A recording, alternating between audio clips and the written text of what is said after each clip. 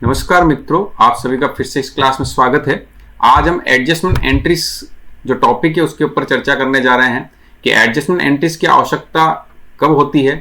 दूसरा, adjustment entries जो है कब की जाती है, एडजस्टमेंट एंट्री कहाँ की जाती है और एडजस्टमेंट एंट्री कैसे की जाती है, एवं एमसीक्यूज क्वेश्चन जो एडजस्टमेंट एंट्री से संबंधित अभी तक पूछे गए हैं पिछले कुछ एग्जाम्स के अंदर, और साथ ही भविष्य में किस तरीके से क्वेश्चन आपसे पूछे जा सकते हैं उसके संबंध में हम चर्चा करने वाले हैं। तो आइए सबसे पहले शुरुआत करते हैं। हम अभी तक जो क्वेश्चन अभी से हमसे पूछे गए हैं उसके बारे में बात कर लेते हैं, ताकि हमारा एक रोड मैप बन जाए, की एरियाज बन जाए कि यहाँ से क्वेश्चन अभी तक पूछे गए हैं और हमें इन पे फोकस करना है। तो सबसे पहला, जो लास्ट टाइम जो आपकी जूनियर अकाउंटेंट का एग्जाम हुआ था उसमें पहला क्वेश्चन पूछा गया था एक कि ब्याज कमाया लेकिन प्राप्त नहीं हुआ, यानी ऐसी इनकम है ये जिनको कमा ली गई परंतु प्राप्त नहीं हुई है, तो वो किस मतलब क्या उसमें किस प्रकार की वो असेट्स मानी जाएगी या लायबिलिटी मानी जाएगी, उसके बारे में क्वेश्चन पूछा है। एक क्वेश्चन आपका अदत्त व्यय खाता है, यानी आउटस्टैंडिंग एक्सपेंसेस किस प्रकार का खाता है, वो पर्सनल है, नॉमिनल है, रियल है या बैंक अकाउंट है, ये क्वेश्चन पूछा गया। एक क्वेश्चन आपसे पूछा गया कि adjustment entries for salary outstanding, salary outstanding है उसकी एडजस्टमेंट एंट्री क्या होगी, उसके बारे में एक क्वेश्चन पूछा गया है। एक आपका स्कूल लेक्चरर के एग्जाम में पूछा है कि पूर्वदत्त किराया खाता है, यानी प्रीपेड रेंट अकाउंट जो है वो किस प्रकार का खाता है। एक आपका समायोजन प्रविष्टियों का उद्देश्य है, क्या उद्देश्य होता है समायोजन प्रविष्टियों करने के पीछे, उसका एक क्वेश्चन पूछा है। ये दो क्वेश्चन आपके प्रैक्टिकल क्वेश्चन है, क्वेश्चन बेस्ड क्वेश्चन है जिसमें आपसे क्वेश्चन सोल्व करना होगा, और एक 2018 में पूछा और एक 2022 में आपसे पूछा गया है, तो इसके बारे में हम चर्चा करेंगे। तो एक प्रकार से आपके दिमाग में दो तीन चीजें आपके बैठ जानी चाहिए कि क्वेश्चन जो आते हैं बेसिकली थ्योरेटिकल एस्पेक्ट के क्वेश्चन ज्यादा पूछे जा रहे हैं, प्रैक्टिकल थोड़े कम पूछे जा रहे हैं और सटीक क्वेश्चन इसमें ज्यादा पूछे जाते हैं। आइए अब हम शुरुआत करते हैं। इन क्वेश्चंस की जो सॉल्यूशन है वो हम जैसे ही कंसेप्ट पढ़ेंगे उसके साथ में इसके सॉल्यूशन आपको साथ में करवा दूंगा, ताकि आपको एक अच्छी तरीके से उसको समझ में आ जाएगी। एक हम बात करें सबसे पहले समायोजन की आवश्यकता क्यों होती है। देखिए, जो हम अंतिम खाते बनाते हैं उसके जो है वो बेसिकली मैचिंग कंसेप्ट के बेस बनाते हैं, और हमें सही लाभ हानि ज्ञात करने होते हैं। और सही लाभ हानि ज्ञात करने के लिए हम कहते हैं कि जिस लेखांकन वर्ष से संबंधित हम सही लाभ हानि ज्ञात करना चाहते हैं उससे वर्ष से संबंधित सारी एक्सपेंसेस और जो रेवेन्यू है, जो आय हैं, उनको उस खातों में डालना चाहिए, उसमें प्रविष्ट किया जाना चाहिए। अगर वो शामिल नहीं है तो उन्हें शामिल करना चाहिए। और जो कुछ ऐसे व्यय और आय हो सकती है जो आने वाले सालों संबंधित हो या पिछले वर्षों संबंधित हो, उन्हें हमें क्या कर देना चाहिए, हटा देना चाहिए। यही करना क्या कहलाता है, समायोजन करना कहलाता है। क्योंकि हम अकाउंटिंग की एक्रूअल एजम्पशन को फॉलो करते हैं, जहां सही लाभ हानि और वित्तीय स्थिति का पता लगाना होता है उद्देश्य हमारा, तो उसके लिए हमें ये समायोजन करने होते हैं। और ये समायोजन जो होते हैं वो समायोजन प्रविष्टियों के माध्यम से होते हैं।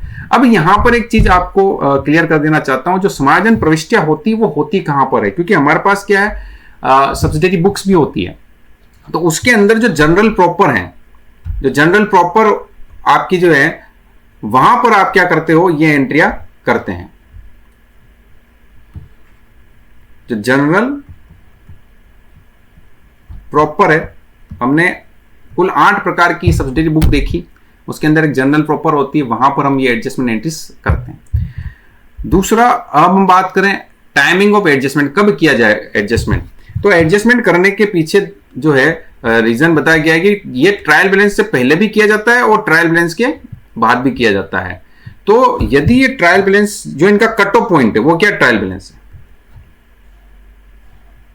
ट्रायल बैलेंस यदि ट्रायल बैलेंस से पहले किया जाए तो अंतिम खातों में सिर्फ और सिर्फ अंतिम खातों में इसका प्रभाव जो आएगा वो एक जगह पर ही आएगा, या तो ट्रेडिंग P&L में आएगा या बैलेंस शीट में आएगा, है ना, किसी एक जगह इसका प्रभाव आता है। और यदि हम ट्रायल बैलेंस बनाने के बाद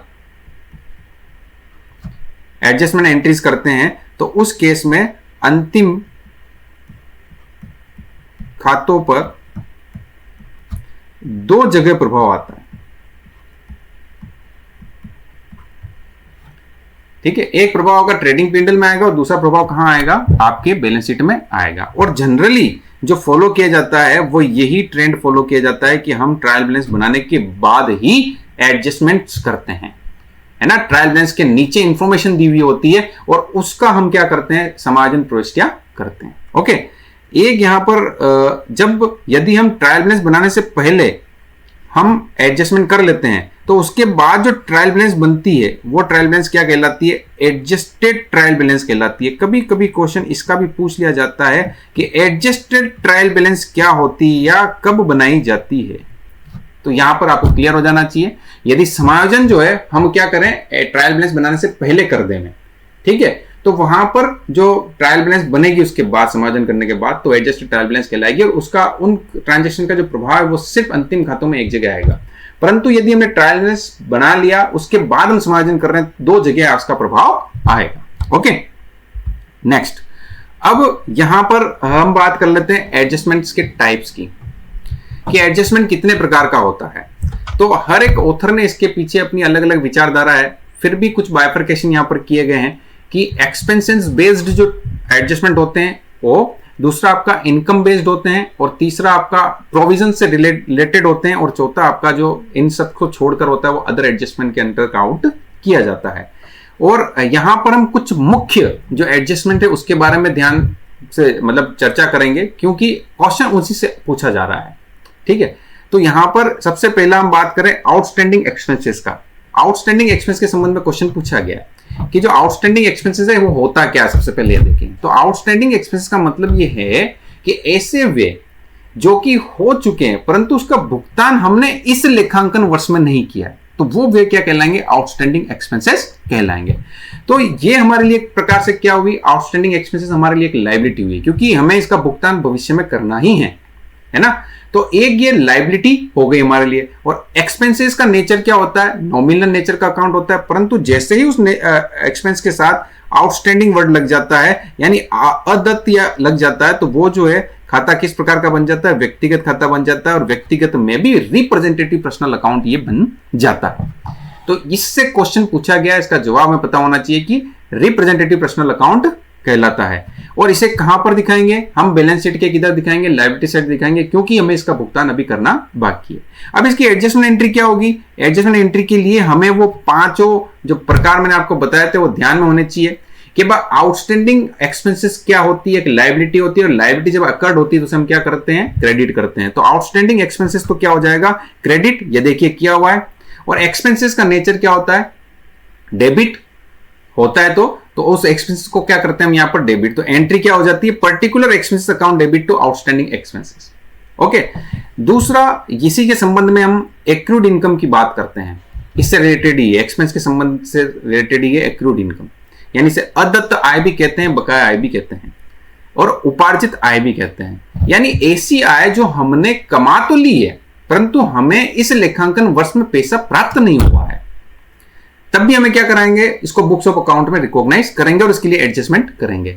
तो ये हमारे लिए क्या होगी, एक प्रकार से एक असेट बन जाएगी कि हमें मतलब आने वाले सालों में पैसा प्राप्त हो जाएगा।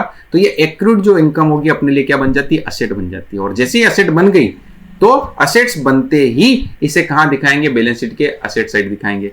और पर्टिकुलर इनकम है तो इनकम का जो आपका है ट्रेडिंग या पीएनएल अकाउंट में कहीं कहीं शो होगी ये, जिससे संबंधित होगी। और इसका जो एडजस्टमेंट एंट्री होगी क्या होगी, चूंकि एक्रूड इनकम एक असेट है, असेट क्रिएट हो रही है, तो असेट क्रिएट होती है तो हम कहते हैं कि असेट जैसी क्रिएट होती है तो उसका बैलेंस क्या होता है, डेबिट। और इनकम का बैलेंस क्या होता है, जब भी वो क्रिएट होती है तो क्रेडिट। तो ये आपके फॉर्मूला भी साथ में आपको पता होना चाहिए कि असेट्स की बात कर रहे हैं, लायबिलिटी की बात कर रहे हैं, कैपिटल की बात कर रहे हैं, और रेवेन्यू की बात कर रहे हैं। अगर ये चल रहा है तो हम कहते हैं कि जब वो इंक्रीज होगी या क्रिएट होगी तो क्रेडिट हो जाएगी, और डिक्रीज होगी तो डेबिट हो जाएगी। अब असेट्स ले लो चाहे एक्सपेंस ले लो, ये दोनों एक जैसे चलते हैं। जब ये बढ़ रहे हैं तो ये डेबिट हो जाएंगे, और अगर घट रहे हैं तो क्रेडिट हो जाएंगे। बस ये सिद्धांत आपको पता होना चाहिए। तो एडजस्टमेंट एंट्री की गलत होगी नहीं, एडजस्टमेंट क्या कोई सी भी एंट्री आपसे गलती नहीं होगी। नेक्स्ट हम बात करें प्रीपेड एक्सपेंसेस की और अनर्ड इनकम की। तो प्रीपेड एक्सपेंसेस क्या होते हैं, ये भी हमें ध्यान होना चाहिए कि प्रीपेड एक्सपेंसेस जो हैं ऐसे खर्चे हैं जो कि इस लेखांकन वर्ष से संबंधित नहीं है, वो आने वाले वर्ष से संबंधित है, परंतु भुगतान हमने इस साल कर दिया। तो इस साल हमने अगर भुगतान कर दिया है तो ये हमारे लिए क्या बन जाएंगे, प्रीपेड एक्सपेंसेस हमारे लिए एक असेट बन जाती है। और पर्टिकुलर एक्सपेंसेस तो हमारा एक्सपेंसेस नॉमिनल अकाउंट का नेचर होता ही है। तो हम क्या कहेंगे, जिस P&L अकाउंट में या ट्रेडिंग अकाउंट में जो एक्सपेंसेस आपने दिखा रखा है उस नाम से, उसमें से क्या करेंगे, वो जो एक्सपेंसेस है, जो प्रीपेड वाला पार्ट है ना, उसको हम क्या कर देंगे, लेस कर देंगे। और वो वाला प्रीपेड एक्सपेंसेस बैलेंस शीट के अंदर कहां दिखा देंगे, चिट्ठे में, बैलेंस शीट के अंदर आपका असेट साइड में शो हो जाएगा। क्योंकि यहां पर असेट क्रिएट हो रही है तो यहां पर प्रीपेड एक्सपेंसेस को भी क्या करेंगे, हम डेबिट करेंगे। और पर्टिकुलर एक्सपेंसेस को चूंकि हमें क्या करना है, उसे कम करना है P&L या ट्रेडिंग में से। देखिए जैसे ही एक्सपेंसेस कम होता है तो हमें क्या करना होता है, क्रेडिट। तो यहां देखो क्रेडिट किया हुआ है, ये आपका क्रेडिट साइड लिखा हुआ है इसको, ठीक है। इसी के संबंधित करस्पॉन्डिंग अनअर्न्ड इनकम भी होती है। अनअर्न्ड इनकम का क्या कंसेप्ट होता है कि हमें प्राप्त तो इस लेखांकन वर्ष में हो गई है, परंतु है वो किस वर्ष से संबंधित, आने वाले सालों से संबंधित है। तो ऐसी आय का भी हमें एडजस्टमेंट करना होगा। क्योंकि ये आने वाले लेखांकन वर्ष से संबंधित है तो अभी जो प्राप्त होगी तो हमारे लिए एक लायबिलिटी का कार्य करती है। और लायबिलिटी जब क्रिएट होती है तो लायबिलिटी को क्या करते हैं, हम क्रेडिट करते हैं। बिल्कुल यहां पर भी हमने अनअर्न्ड इनकम के नाम को क्या किया हुआ है, क्रेडिट किया हुआ है। और इनकम चूंकि वो है तो इनकम को आपका वो इस वर्ष से संबंधित नहीं है, तो हमें अगर हमने P&L अकाउंट या ट्रेडिंग अकाउंट में दिखा दी तो हमें क्या करना होगा, उसे डिडक्ट करना होगा। तो जब अब इनकम को जब हम डिडक्ट करते हैं, डिक्रीज होती है, तो क्या होती है, वो डेबिट होती है। तो ये देखिए आपका ये कंसेप्ट काम करेगा यहाँ पर, और यहाँ पर आपने हम क्या करना, डेबिट करना होगा। तो डेबिट हम यहाँ पर कर देंगे, income account debit to unearned income, ठीक है।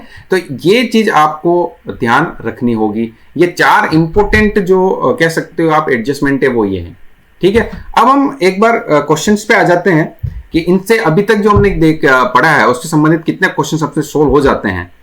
आइए, जैसे सबसे पहला क्वेश्चन जो पूछा गया था आपसे कि ब्याज कमाया लेकिन प्राप्त नहीं हुआ। देखिए ये ऐसी इनकम है जो कि कमा तो ली है परंतु प्राप्त नहीं हुई है, तो इसे क्या कहोगे, एक्रूड। क्या कहोगे, एक्रूड। इसी वर्ष से संबंधित है तो एक्रूड होगी।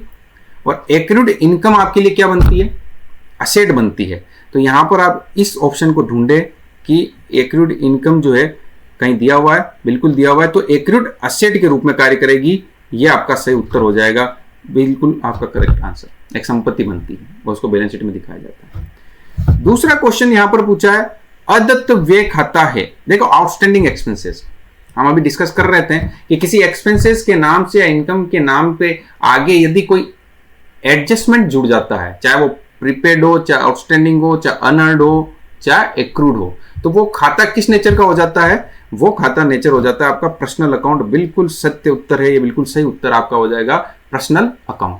परंतु यदि सिर्फ ऐसा बोला है व्यय खाता तो वो नॉमिनल अकाउंट का पार्ट होगा।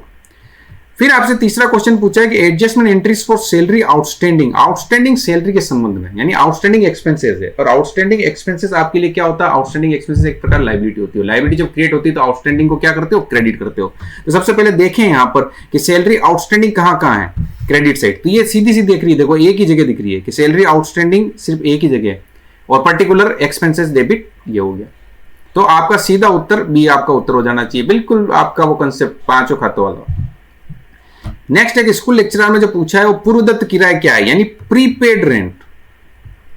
अभी हमने डिस्कशन किया कि प्रीपेड एक्सपेंसेस होता है वो इस वर्ष से संबंधित तो नहीं है, पर तो भुगतान हमने इस वर्ष से कर लिया है ना, तो वो खर्चा जो है आपका एडवांस कहलाता है और वो आपके लिए क्या बनता है, प्रीपेड असेट बन जाती है। और इसने पूछा है कि किस प्रकार का खाता है, तो ये जैसे किसी खर्चे के नाम के आगे जुड़ा है आपका एडजस्टमेंट, तो किस नेचर का हो जाता है, आपके पर्सनल अकाउंट। तो यहां पर सीधा आपका पर्सनल अकाउंट उत्तर हो जाएगा। और नेक्स्ट है समाजन प्रविष्टों का उद्देश्य है। ये 2018 के अंदर पूछा गया आपसे कि क्या उद्देश्य होता है समाजन प्रविष्टों करने का। हमने डिस्कस किया है इसके बारे में कि हमें क्या करना होगा कि सही लाभ हानि निकालने हैं और सही वित्तीय स्थिति पता करनी है, उसी के लिए हम एडजस्टमेंट एंट्री करते हैं। तो यहाँ उत्तर देखो, सही लाभ, सकल लाभ निकालना, बिल्कुल ग्रॉस प्रॉफिट सही निकलेगा तो शुद्ध प्रॉफिट, नेट प्रॉफिट भी सही निकलेगा, और सही वित्तीय स्थिति भी अगर क्लियर हो जाएगी यदि दोनों सही निकले, तो यानी उत्तर क्या हो जाएगा यहाँ पर, उपरोक्त सभी जो चार नंबर है वो आपका सही हो जाएगा। देखिए अभी तक केवल कुछ कंसेप्ट हमने पढ़े परंतु पांचों क्वेश्चन हमने सोल्व कर लिए, ठीक है।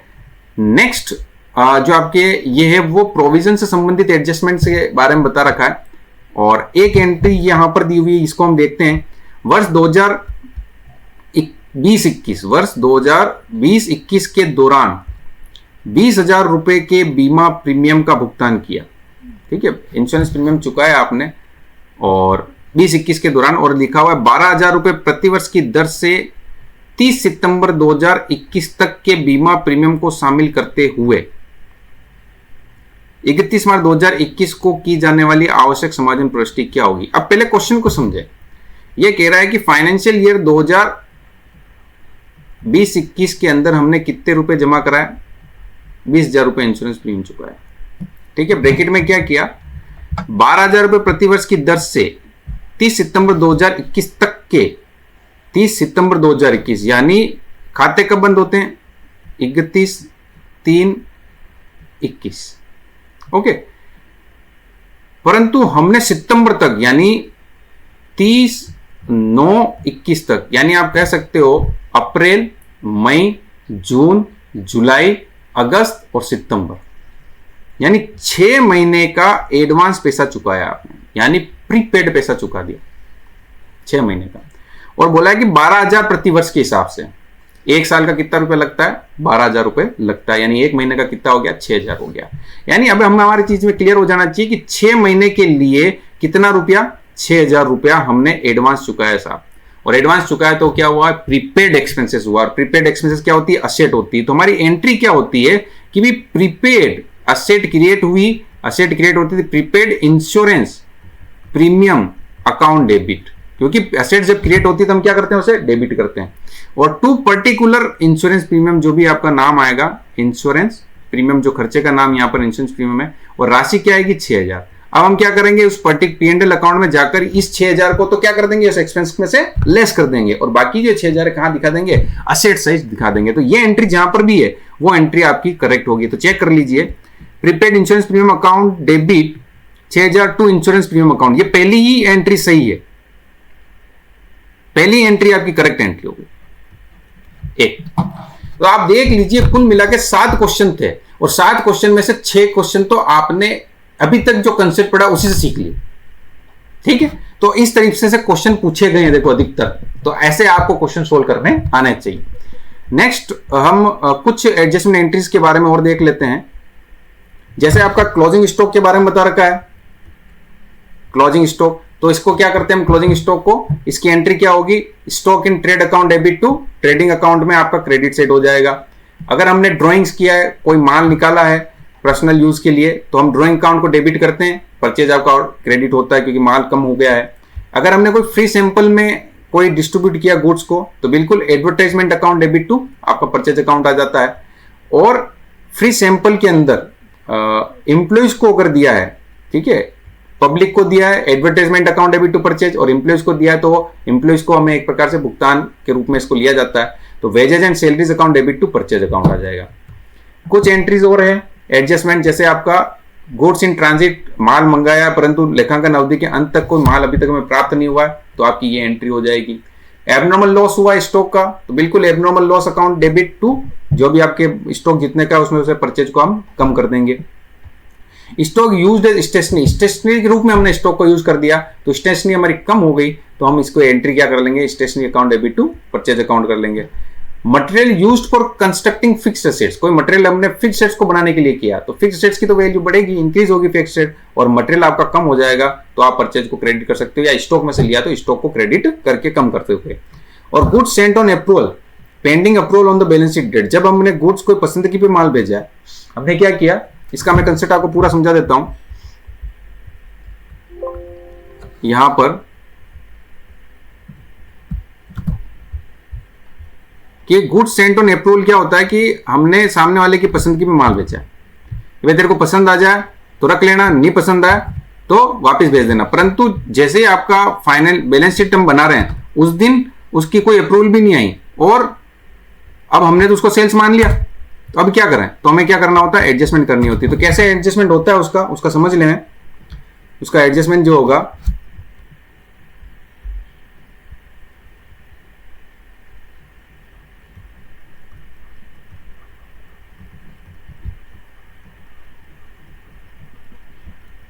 तो यहां पर हमारे पास 2 वैल्यू होती है, एक तो होती है सेल्स वैल्यू और एक होती है cost, sales minus profit. Sales value चूंकि हम इसको सेल्स एज्यूम कर लेते हैं, मान लेते हैं और उसको सेल्स के रिकॉर्ड कर देते हैं, तो अब हमें क्या है कि हम अप्रूवल आई नहीं है तो हम इसको सेल्स नहीं मान सकते, हम रेवेन्यू नहीं मान सकते। तो क्या करें एडजस्टमेंट, तो आप क्या करें, जो सेल्स वैल्यू है उसको दो जगह से हटा दीजिए, एक तो सेल्स में से हटा दीजिए और एक चूंकि हमें कोई कैसा तो केस मिला ही नहीं, केस मिल जाता तो हम सेल्स मान लेते हैं, हमारा क्या है वो डेटर है, डेटर बनेगा और वो डेटर अभी तक बना हुआ भी नहीं है। तो हमें क्या करना होगा, डेटर्स में से और सेल्स में से क्या करना होगा, उसकी राशि को जो सेल्स वैल्यू है ना, जैसे मैं कहूं कि 10,000 की सेल्स वैल्यू थी, 8,000 की कॉस्ट थी उसकी, ओके, तो 10,000 की जो सेल्स हमने एज्यूम की वो सेल्स में से और डेटर्स में से तो क्या हो जाएगी, कम हो जाएगी। और कॉस्ट जो है उसका क्या एडजस्टमेंट करोगे आप, कॉस्ट यानी 8,000 को क्या करोगे, क्योंकि वो सेल्स नहीं है, अब वो क्या बन जाएगी, वापिस से स्टॉक बन जाएगी, तो आप क्या करोगे, स्टॉक के अंदर उसको ऐड कर दोगे, ठीक है, स्टॉक के अंदर कॉस्ट को ऐड कर दोगे 8,000 को।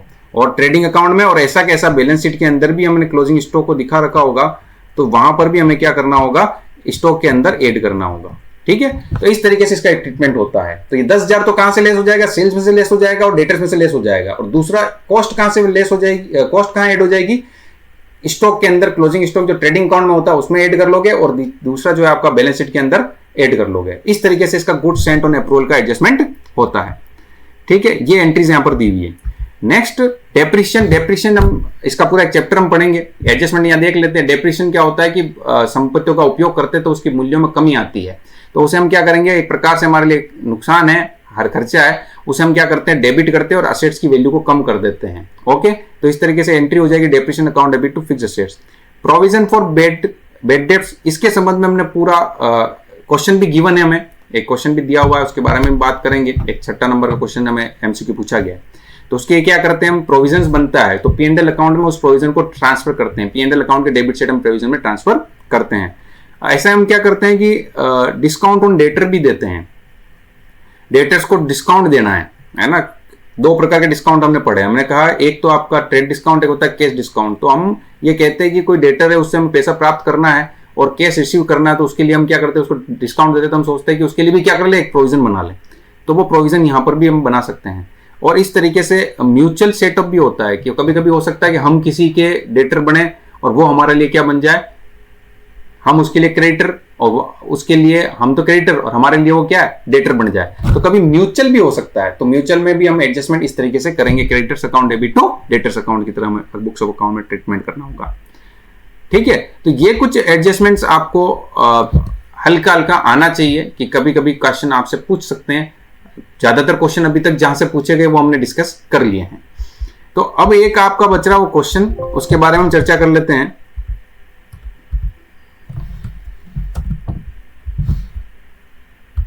प्रोविजन फॉर डाउटफुल डेब्ट्स होता क्या, देखो सबसे समझे डेटर्स होते हैं हमारे, जब हम कोई उधार माल बेचते हैं, उधार माल बेचने के केस में क्या होता है, हमारे डेटर्स क्रिएट होते हैं जो कि अभी भुगतान नहीं कर रहा, वो भविष्य में हमें भुगतान प्राप्त होगा।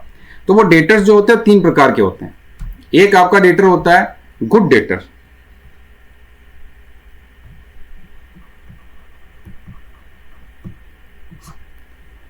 गुड, अब जिससे पैसा हमें प्राप्त हो ही जाएगा, कोई दिक्कत है ही नहीं है। एक होता है बेड, जिसका हमें पता है भुगतान करने वाला ही नहीं है। और तीसरा होता है डाउटफुल, जिसपे संशय होता है, ये दे भी सकता है और नहीं भी देता है। तो हम कहते हैं कि जो गुड है उससे तो 100% पैसा प्राप्त होगा, तो इसके लिए कोई ट्रीटमेंट करने की जरूरत नहीं है। और जो बेड है तो कंजर्वेटिव अप्रोच कहती है हमें कि भाई जब इसकी संभावना है कि भाई पैसा लॉस होने की संभावना है, तो हमें इसको क्या करना चाहिए, बुक्स ऑफ अकाउंट में रिकॉग्नाइज करना चाहिए। तो ये तो पूरा बेड मान लेते हैं, परंतु कुछ डाउटफुल होते हैं जिनकी संभावना 50-50% रहती है, इससे कुछ नहीं कह सकते आप। तो इसके लिए उन्होंने कंजर्वेटिव अप्रोच ही कहती है कि ऐसा अगर आपको ऐसा लगता है तो उसके लिए क्या बना लें, आप प्रोविजन बना लें। और प्रोविजन जो बनता है वो इसके लिए बनता है, बेड के लिए भी बना सकते हो और डाउटफुल के लिए भी बना सकते हो, इसलिए कहते हैं provision for bed and doubtful debts, okay. तो ये प्रोविजन जो है एक एस्टिमेटेड होता है, एस्टिमेट करता है, जो एक्सपर्ट होते हैं वो एस्टिमेट करते हैं और एक परसेंटेज पे बनाते हैं। और किस पे बनाएंगे, डेटर्स के ऊपर बनाएंगे। तो इस तरीके का जब प्रोविजन बनता है तो प्रॉफिट एंड लॉस से उसे क्या किया जाता है, कम किया जाता है। तो उसके संबंध में भी कुछ एडजस्टमेंट आपसे पूछा जा सकते हैं। तो वो क्वेश्चन को हम एक बार देख लेते हैं और उसी के आधार पर हम इसको समझ लेते हैं हमें इस क्वेश्चन में क्या क्या गिवन है। यहां पर क्वेश्चन के अंदर दिया हुआ बैलेंस ऑफ फर्म, बेड डेब्ट दिए हुए हमें ऑलरेडी 3,000 जो कि डूबत ऋण है ना, ये हमें ट्रायल बैलेंस के अंदर दिए हुए हैं ना, क्योंकि एडजस्टमेंट नीचे लिखा हुआ है। Provision for bed and debts 10,000 दिए हुए हैं कि अभी तक हमने बेड डेब्ट्स के लिए क्या बना रखे, 10,000 बना रखे हैं, और डेटर्स जो ट्रायल बैलेंस के अंदर 1 लाख के शो हैं। एडजस्टमेंट हमें क्या करना है कि बेड डेब्ट्स 1,000, मतलब फर्दर बेड डेब्ट और हुए हैं हमारे 1,000 के, और मेक के provision for bed and doubtful और डेटर्स ऑफ 5%। क्वेश्चन क्लियर होना चाहिए आपके। यहीं पर हम इसको सोल्व कर लेते हैं।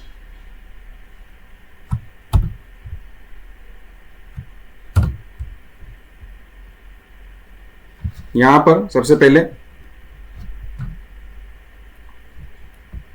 ट्रायल बैलेंस के अंदर जो दिया हुआ है वो क्या है,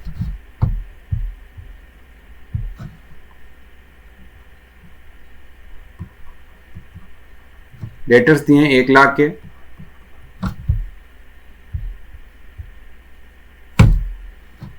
दूसरा बेड डेब्ट्स दिए 1,000 के,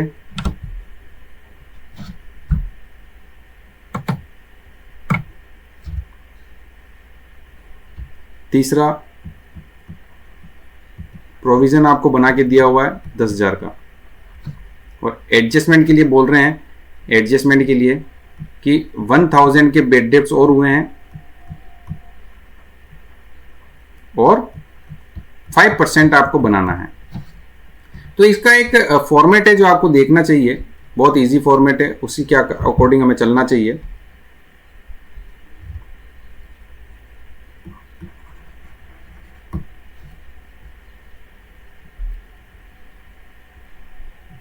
जिसके अंदर सबसे पहले आपसे जो भी बेड डेट्स अभी तक गिवन है ट्रायल बैलेंस में, उसको लिखिए, उसमें आप ऐड करें फर्दर जो भी हुए हैं आपके बेड डेट्स,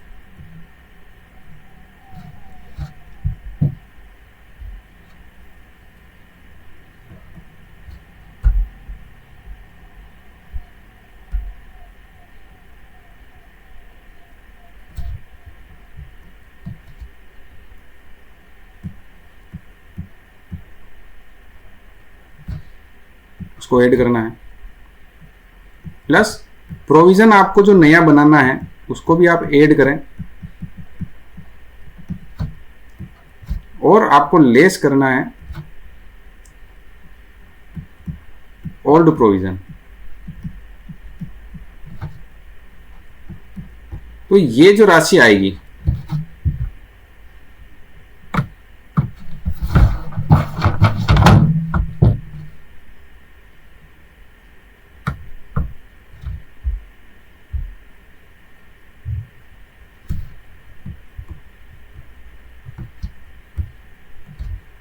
यहां जो राशि आएगी वो प्रॉफिट एंड लॉस में उसका क्या ट्रीटमेंट करना होगा वो देखना होगा। अगर ये प्लस में आती है, यदि ये पॉजिटिव आती है तो P&L अकाउंट में क्या करेंगे अपन, डेबिट, और यदि ये नेगेटिव आती है तो उसे क्या करना होगा, P&L अकाउंट में क्रेडिट। अब आप चेक कर लें, हम भी कर लेते हैं इस क्वेश्चन को।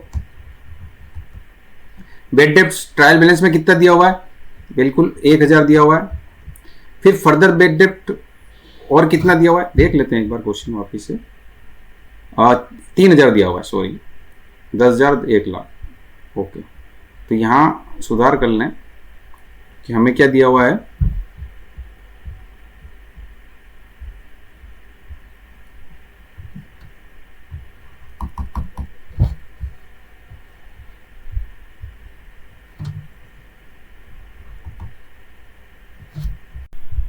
चलिए नेक्स्ट क्वेश्चन आपका है, meaning of compound entry is.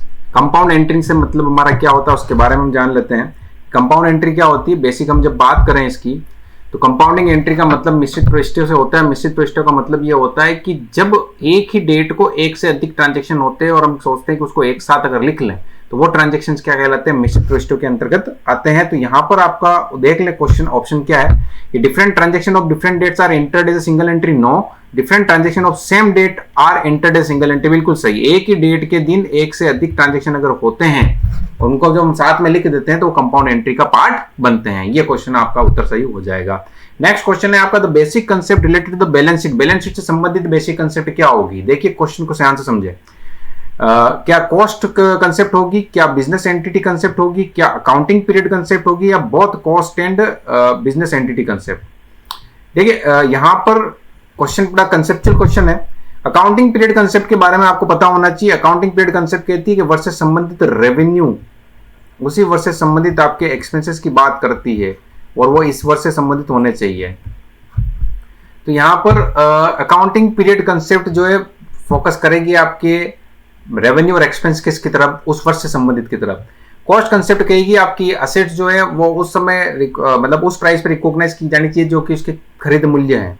और दूसरा बिजनेस एंटिटी कंसेप्ट कहती है कि आपकी बैलेंस शीट के अंदर जो कैपिटल है उसको हमें लायबिलिटी साइड दिखाना चाहिए। तो यानी जो बैलेंस शीट से संबंधित क्या होगी, एक तो आपका असेट्स का पार्ट हो गया, एक आपका कैपिटल का पार्ट हो गया, मतलब कॉस्ट और बिजनेस एंटिटी की बात की जाएगी। तो यहां पर जो उत्तर होगा वो क्या हो जाएगा, fourth number, both cost concept and business entity concept. Accounting period concept इससे संबंधित नहीं होगी। नेक्स्ट क्वेश्चन आपका हो गया the basic concept related to the profit and loss. देखिए प्रॉफिट एंड लॉस अकाउंट संबंधित क्वेश्चन पूछा है। प्रॉफिट एंड लॉस अकाउंट संबंधित क्या होगी, revenue and expenses. Revenue expenses से संबंधित अकाउंटिंग पीरियड वाली क्या कहती है, मैचिंग कंसेप्ट आपके इसमें सीधा सीधा उत्तर सही हो जाना चाहिए, क्योंकि मैचिंग कंसेप्ट कहती है जिस अकाउंटिंग पीरियड संबंधित आपने रेवेन्यू को रिकॉग्नाइज किया उसी से संबंधित आपके एक्सपेंसेस भी होने चाहिए। तो यहाँ मैचिंग कंसेप्ट जो होगी वो सही उत्तर हो जाएगी। Next question, accounting does not record non financial transaction because of. Non financial transaction हम रिकॉर्ड क्यों नहीं करते, उसके पीछे कौन सी कंसेप्ट वर्क करती है हमें पता होना चाहिए। मनी मेजर कंसेप्ट ये कहती है कि कोई भी ट्रांजेक्शन जो बिजनेस से संबंधित हो और बिजनेस संबंधित के साथ जिसको मनी में मेजर किया जा सके उसी ट्रांजेक्शन और इवेंट्स को हमें बुक्स ऑफ अकाउंट्स में रिकॉर्ड करना चाहिए, अन्यथा दूसरे ट्रांजेक्शन को रिकॉर्ड नहीं करना चाहिए। तो यहाँ सही उत्तर आपका क्या होगा, देखिए मनी मेजरमेंट कंसेप्ट।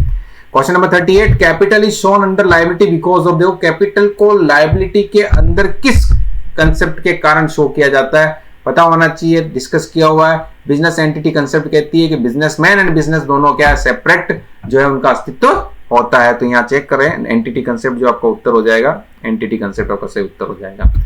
नेक्स्ट आपका 39 number question, Which of the following is not a deferred revenue expenditure? Deferred revenue expenditure का कौन सा नहीं है भाग, ये देखना है हमें। डेफर्ड रेवेन्यू एक्सपेंडिचर क्या होते हैं, हम जानते हैं कि कुछ एक्सपेंसेस ऐसे होते हैं जो बिल्कुल प्योर कैपिटल नेचर के नहीं होते हैं और वो प्योर रेवेन्यू के भी नहीं होते हैं। उनका जो इफेक्ट आता है मोर देन 1 ईयर का आता है, परंतु इतना भी नहीं आता है कि उसको कैपिटल में कन्वर्ट किया जा सके। उन्हें पर जो हर साल जो है प्रॉफिट एंड लॉस अकाउंट से राइट ऑफ करना होता है, वो हैवी एक्सपेंडिचर्स हो जाते हैं। तो वो कौन कौन से, इसका एग्जांपल जैसे प्रिलिमिनरी एक्सपेंसेस, बिल्कुल ये व्यवसाय से प्रारंभ होने से पूर्व के खर्चे होते हैं और उनको हम बहुत सारे स्टार्टिंग में होते हैं, उनको धीरे धीरे जब प्रॉफिट होगा हम उसको राइट ऑफ करते जाते हैं।